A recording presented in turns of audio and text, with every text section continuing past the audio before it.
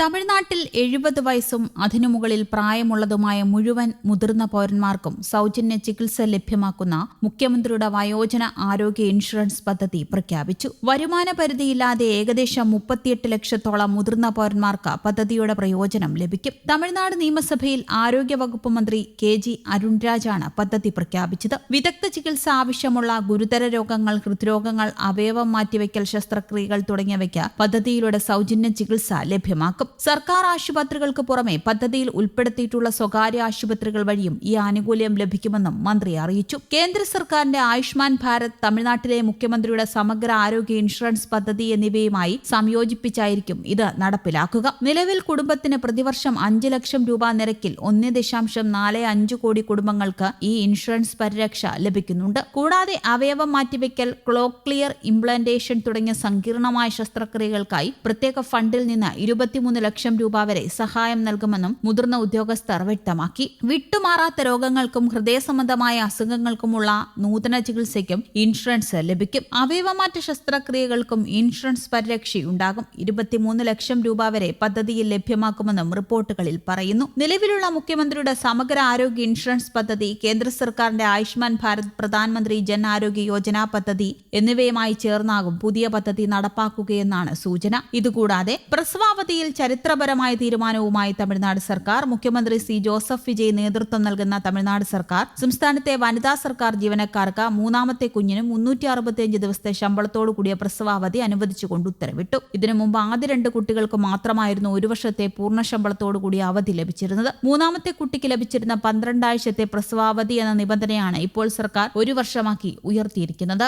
നിയമസഭയിൽ മാനവവിഭവശേഷി മന്ത്രി D. ശരത് കുമാറാണ് ഇക്കാര്യം ഔദ്യോഗികമായി പ്രഖ്യാപിച്ചത്. ഈ തീരുമാനത്തോടെ 3 കുട്ടികൾ വരെയുള്ള സ്ത്രീകൾക്ക് ഒരേ ആനുകൂല്യം ലഭിക്കും. സർക്കാർ ജീവനക്കാർക്ക് തുല്യമായ പരിഗണന തൊഴിലിടത്തിൽ ഉറപ്പുവരുത്തുക എന്ന ലക്ഷ്യത്തോടെയാണ് ഈ പുതിയ നയപരമായ മാറ്റം. ഇത് സംബന്ധിച്ചുള്ള സമഗ്രമായ സർക്കാർ ഉത്തരവ് വൈകാതെ പുറത്തിറങ്ങും. തമിഴ്നാട്ടിലെ സ്ത്രീകളുടെ ക്ഷേമം മുൻനിർത്തിയും ജോലിസ്ഥലത്തെ തുല്യത വർദ്ധിപ്പിക്കാനും ഈ നീക്കം വലിയ രീതിയിൽ സഹായിക്കുമെന്നാണ് സർക്കാർ വിലയിരുത്തുന്നത്.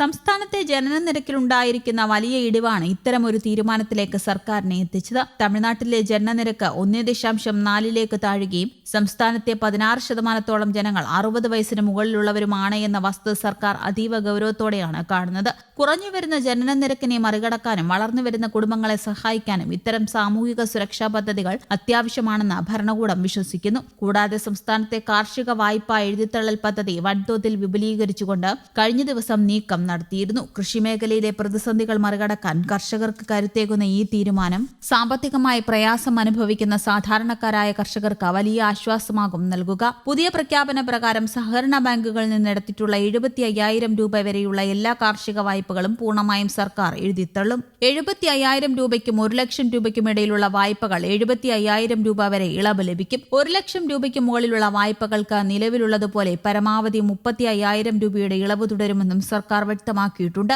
ഈ പുതിയ നടപടിയിലൂടെ അധികമായി 1.38 ലക്ഷം കർഷകർക്ക് കൂടി ഗുണം ലഭിക്കുമെന്ന് കണക്കാക്കപ്പെടുന്നു. ഇതോടെ സംസ്ഥാനത്താകെ 13.34 ലക്ഷം കർഷകർക്ക് പദ്ധതിയുടെ ആനുകൂല്യം ലഭിക്കും. ഏകദേശം 6,220 കോടി രൂപയുടെ വലിയ സാമ്പത്തിക ബാധ്യതയാണ് ഇതിനായി സർക്കാർ ഏറ്റെടുത്തിരിക്കുന്നത്.